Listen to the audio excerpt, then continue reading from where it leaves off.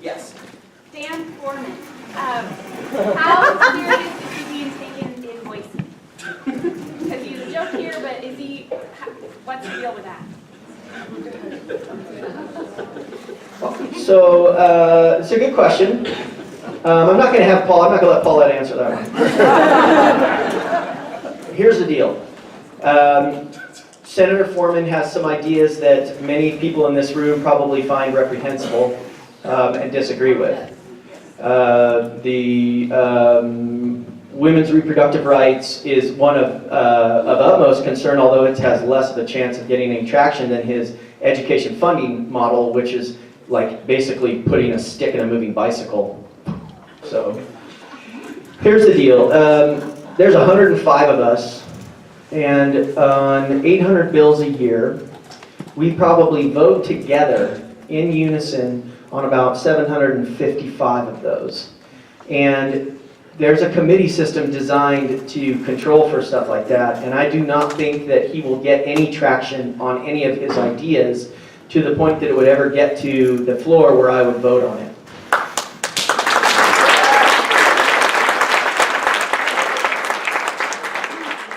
Shirley's looking at me with the most grimmest look on her face. Listen, he's not going to get anywhere, and if folks don't want him, we need to prepare for another election, and that's what really needs to happen.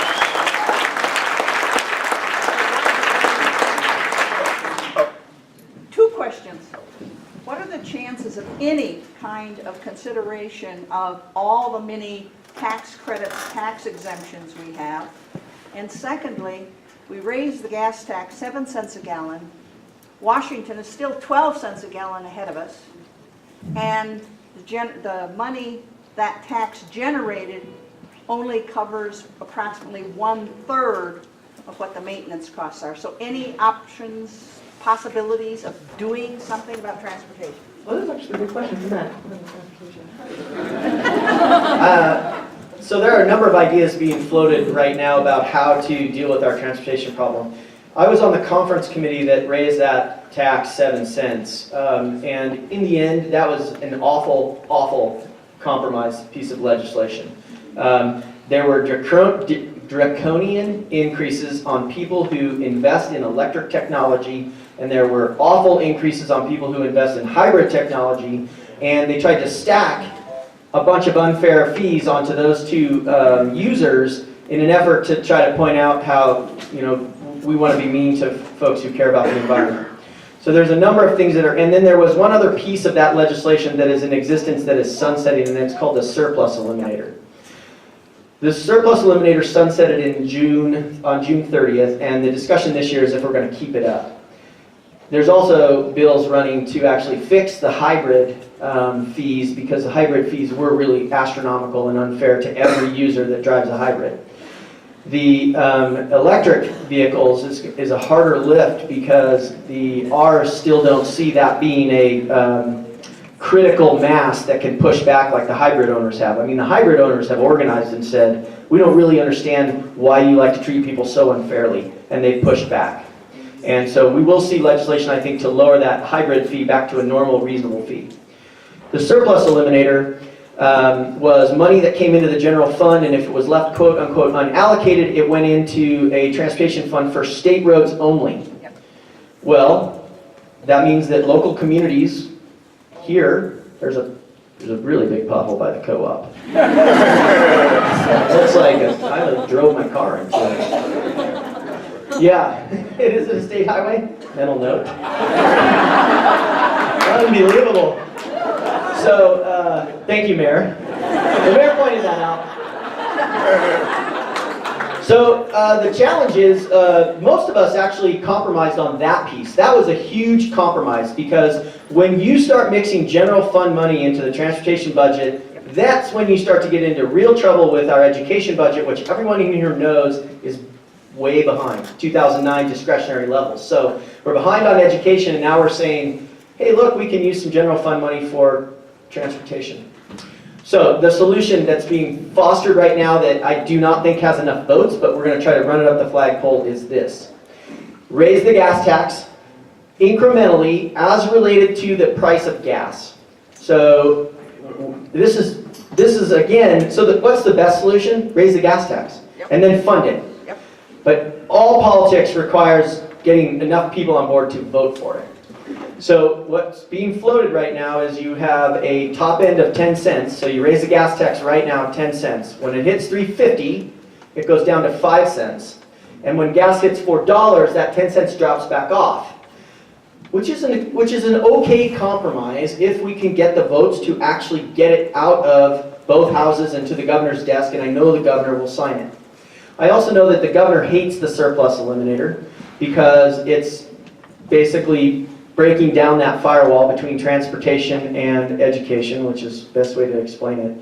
So the surplus eliminator may or may not come back. And what the majority leadership is trying to do with that surplus eliminator is they're trying to actually sell people on the surplus eliminator by saying, well, instead of money just going to state roads, we'll send money to the locals too out of the surplus eliminator, which is like the biggest ruse I've ever heard, because the current distribution is 60-40, so 60% goes to state roads and 40% goes to, or 60% goes to state roads, 40% goes to local jurisdictions. Last year it was like $15 million. So how many local jurisdictions are going to have to share a pot of $5 million? What, 40? There's at least 40 different jurisdictions that would need resources. So it is the awful plan. Awful. Like epic awful. And not only that, it continues to break down, and there is a false narrative. Push back on this if you ever hear anyone say it. There is a false narrative that the gas tax is a dying tax and we have to move to the general fund because people just aren't driving enough anymore. I'm sorry, do you guys have a bus system I'm not aware of? Well, cars, their gas mileage is so high. Listen, the gas tax is here for at least the duration of my generation. It may begin to decrease, but it is still a viable tax and it should be used as a user fee to fund our roads.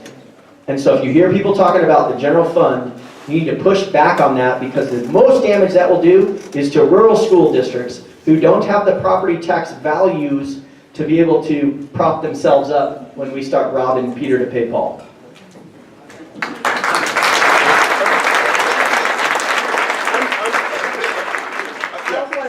That Briggs is here, so those who feel comfortable just writing down your question, please hand them to Briggs. And Briggs will be walking around scanning the room. Thank you. Yeah, I'm from the Northeast originally, and where politics is a blood sport. The one thing, I came out here 3 years ago, and I think it's a lovely community. I've consistently supported the Democratic Party, but I got to tell you, I think you guys are too nice. And with all due respect, we need to send them troops. We need to send them supporters. Because people like Dan Foreman, they wrote, a friend of mine got a letter basically where he said, you guys lost. So I represent the majority. I don't have to listen to you. Right? Many of us right. like that. So what I'm saying is, we gotta kick them in the rear end and get them out. What are you guys' plans to tell the people of Idaho, this is what it's costing you to continue to elect these jokers? This is what it's costing you. Look at what they do. The first bill about abortion, education, I know you're fighting the good fight, Paulette. You're fighting the good fight. But what I'm saying is that look at this representation. Where is the messaging that it's costing you, it's costing our kids, it's costing our environment to keep electing these people? And here's what it's costing you. Where is the message? Right, and I agree to you to a certain extent, and I'll tell you this, I feel the same way. Not to be negative against our party, it's just that we have been taking the high road for a very long time. In fact, that is why I signed up to be a Democrat, because we take the high road. We're good people. In fact, I'm so country. I love my neighbors so much. I know they're Republican, but we're family in the end. When I look at the Republican Party, all I could see was I, me. Destruction of environment, destruction of community, greed, corruption. I didn't see the goodness in it. So I'm there with you, and yes, while we are very nice, I agree to the point that we should be more aggressive. Because I think people have lost the vision as to what it means. And I'll be specific there. Over this campaign, I've watched some pretty hurtful campaign rhetoric. I've watched my counterparts being attacked. I've watched a lot of rumors, just nonsense ultimately being spread. And people would come to me and say, oh, so-and-so said this about you, so-and-so said this about you, about that. And it just, you can't get caught up in it. I just said, honestly, if I don't get reelected, I can stand proud because I held my truth. I've been honest to the people. I didn't have to lie to get elected. I didn't have to make any false promises. I just stick to the truth, my vision that I was here for, and you carry it up. So we all have a vision, right? I do. I know Matt does, and so what I want to speak to, because Matt looks like he has a lot to say here too.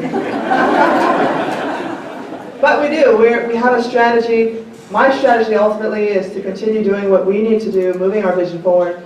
I don't get too involved in the party politics, all the rhetoric that's there, and I know your frustration, but it's nationally too. There's a lot of things going on nationally that I see that needs to be fixed. But for us as young people, we just want to see all this political jargon swept aside.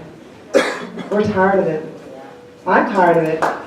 And I'm tired. I don't care about the party system, but I feel that it comes down to just simple integrity, bringing that back to our party. And we've held that for a very long time.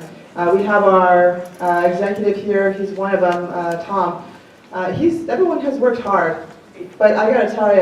Can you bring up an opportunity plan too? Yes. Talk about that? Yes. So wherever he is, he'll bring it up and we'll pass it out. But I understand your frustration. But again, I just want to tell you that holding truth is important in this, and we'll be more aggressive. But honestly, it's communication, us holding our ground and not being too flexible with the wind, but standing that ground as strong as possible. So that's my 2 cents. I'm trying to be as nice and diplomatic as possible. Matt might have his own perspective. Oh, and this is our opportunity plan that we'll pass out, so please take a look because this is what we're working with. Matt.